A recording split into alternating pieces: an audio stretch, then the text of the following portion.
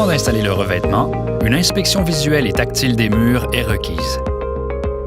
D'une part, l'installateur doit vérifier que les solins et le pare intempéries sont présents, qu'ils sont installés conformément au code en vigueur et que la pose respecte les exigences du manufacturier. Le bon maintien du revêtement repose sur la condition, la dimension, la disposition et l'espacement des fourrures en place en fonction du profil de revêtement utilisé. Les fourrures jouent un rôle déterminant sur la performance du revêtement.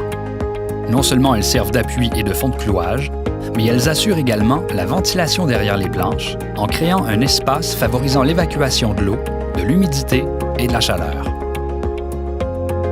Il est requis d'ouvrir cet espace dans le bas et le haut des murs et des fenêtres.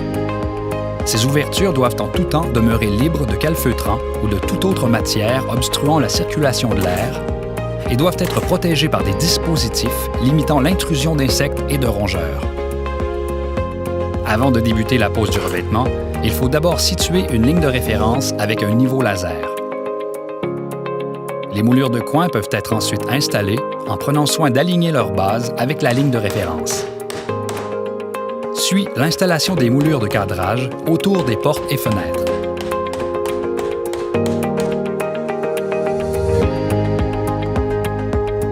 Par la suite, une barrière de protection ventilée doit être installée au bas du mur.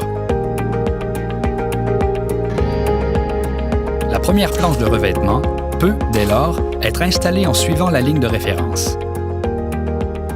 Il s'ensuivra l'installation des 3 rangs suivants, après laquelle il faudra vérifier le niveau par rapport à la ligne de référence et ajuster au besoin.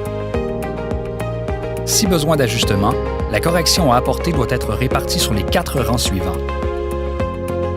Il faut procéder ainsi par lot de 4 rangs en vérifiant le niveau à chaque lot.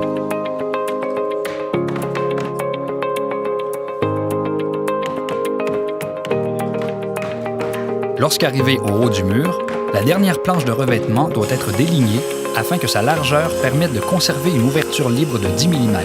Le haut de la lame de revêtement pourra être fixé à l'aide de clous.